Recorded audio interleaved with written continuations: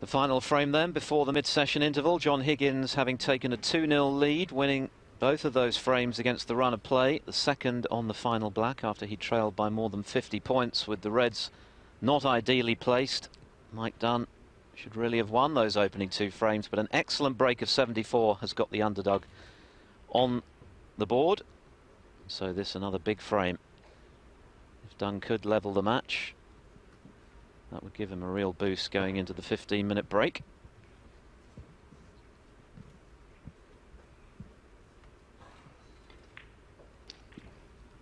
That was a good safety from John there, but there's a fairly easy return back to the bulk here for Mike. Just clipping off the edge of the pack, as you see there.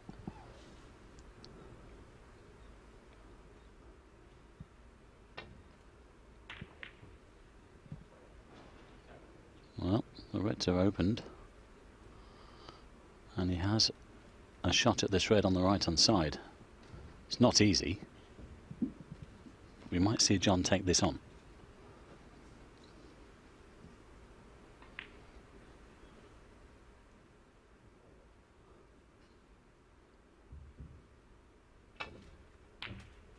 Well, that's great cueing. There's hardly any angle on that red at all. And just look at that for a shot. He's got back for the blue as well.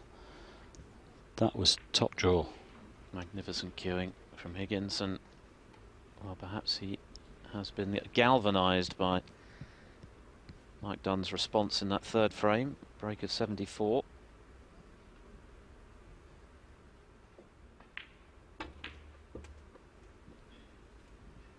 Yes, the 4 times world champion wants to put this one on the board and just build the base towards a victory here. He doesn't want to get embroiled in a match that he knows that he should win fairly easily. You know, 2-all, things can happen. 3-1, you expect him to push on. That's no disrespect to Mike Dunn, but we know that really John is a strong favourite in this one. Well, he has very happy memories of Shanghai, doesn't he? It was easily the highlight of the last campaign. His triumph here in the final against Trump. Made a 147 on his way to winning by the odd frame, having been 5 adrift in what was otherwise a disappointing season. Well, there were certain polls that we were doing at the end of last season, you know, Player of the Year, Performance of the Year, and I put John's final win against Judd here last year as the Performance of the Year. That session, that second session he played, it was just unbelievable. Well, it's not like Trump did a lot wrong. And I think Judd was the first to accept afterwards that he'd been beaten by just a wonderful performance. It was just, John just went into the stratosphere. The strange thing about it was that it was very atypical of the season. He wasn't able to build on that success with any consistency thereafter. And the first round loss at the Crucible would have hit him hard. It was the first time I'd heard Higgins in the post-match press conference talking about how long he had left in the game and whether he still had it. 21. The mental strength, the ability to pot the tough balls under pressure. These were all new things to hear from Higgins, but as we've mentioned already, a couple of new cues already this season. He's determined, I think, to get back to the very highest echelons. And after all he's achieved in the game, you wouldn't bet against him succeeding. Well, you wouldn't blame him for retiring now, would you, really? But he's not that sort of animal. And as you'd mentioned before, Phil, earlier on, that spurred on by the exploits of Ronnie O'Sullivan in the World Championship this year. Ronnie's 37 and John's 39, so yeah, I think John's got a couple of years in him yet. Well, a lot of their players into their 40s now are producing their best ever form. Mark Davis, who's just won the 6 Reds World Championship, is a case in point. And there are a few others.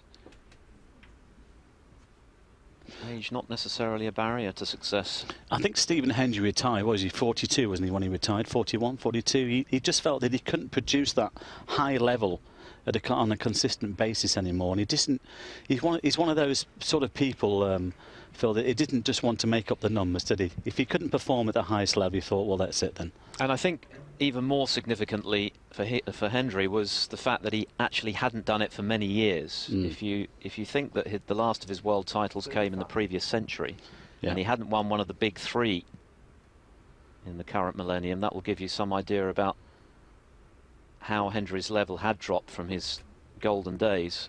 36.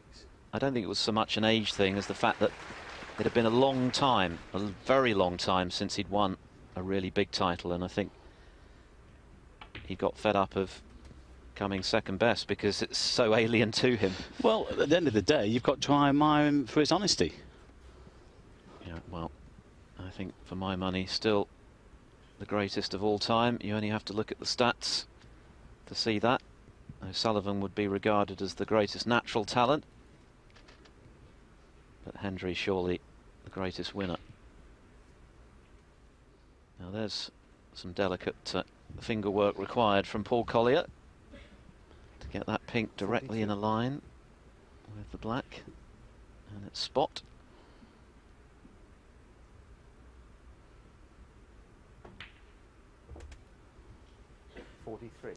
But Higgins is looking good here to extend his lead again. Yes, and he's keeping our referee busy here. He's going to have to respot that pink there once more.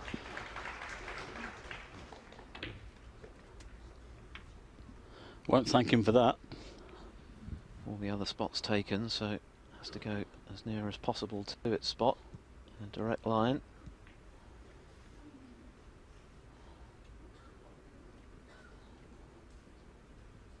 I always marvel at the concentration required of these top referees. It's such a tough job mentally. Snooker is a mental game, and it's no different for the officials. Well, they've got great respect for them, and the players have got great respect. They do a great job. I mean, Paul Collier is one of the best. Nice guy to boot as well. And you know, they're unsung heroes, aren't they? You know, they produce, they do their good. They've got to keep houses in order as well. You know, you get to a few raucous crowds and whatever. You've got to keep the crowd sort of in check sometimes. And they have a responsibility to these lads and lasses, of course. Don't forget, Rhiannon Evans is on the main tour. So, and in fact, I think she's quite on. She's on the main tour. I might be wrong there, but she's just playing the PTCs. Well, she qualified for a major ranking event earlier this season.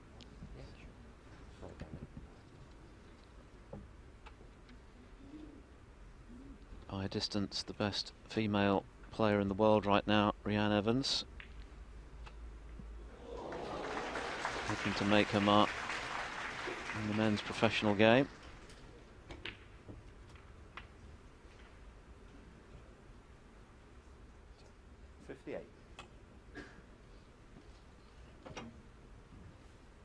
Well, no doubt the best lady player I ever saw was Alison Fisher. She was a terrific player. Not too shabby at pool either. It's made rather a good career for herself in the United States.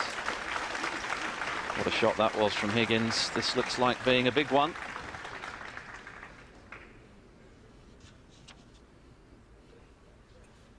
And he's very perceptibly upped his game here, Higgins, having lost that third frame. One or two careless errors from the Wizard of Wishaw, even though he enjoyed that 2-0 lead. 64. But he's really on his mettle here. And who would bet against a 537th career century? 65. 7 of those have been maximum breaks. One, of course, coming in the final 12 months ago against Trump.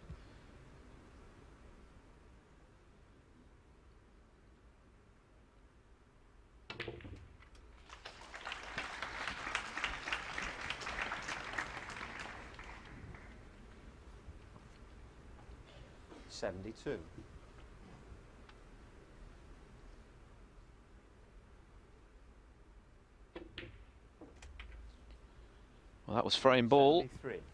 But Higgins is eyeing a big century. Yeah, I just thought this might happen. Actually, having lost that last frame, you expected John to come out all guns blazing in this one to make it 3-1 at the interval. You'll be looking to make it 4-1 in about 20 minutes or so. And then he's taken total control of this first round match here between these two players. 81. One of the favourites this week. Always is, going into every tournament, really.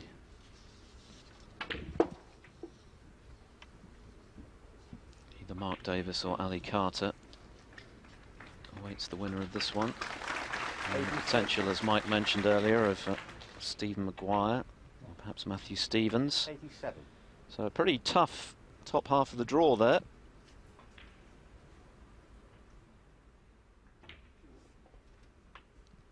Sean Murphy came through earlier on today against Yu Delu. 93. And that was a victory Murphy needed because he lost out in qualifying for the inaugural Indian Open, which is coming up on Eurosport in the near future from Delhi. So a big win there for Murphy. 94. But this has been perfection from Higgins. Well, I can't see him missing this, so it will be century 537. Great stuff from the wizard. He's still got it. 100. And the crowd packed to the rafters here in Shanghai have thoroughly enjoyed this exhibition of skill from one of the all-time greats. Well, the red stays out, so it's not a big century, but it's an even 100 nonetheless, and it's more than enough to give John Higgins a commanding 3-1 lead at the mid-session interval. Mike Dunn will reflect on chances missed. He should at least be level. As it is, it's Higgins who leads 3-1. He needs 2 more after the mid-session break.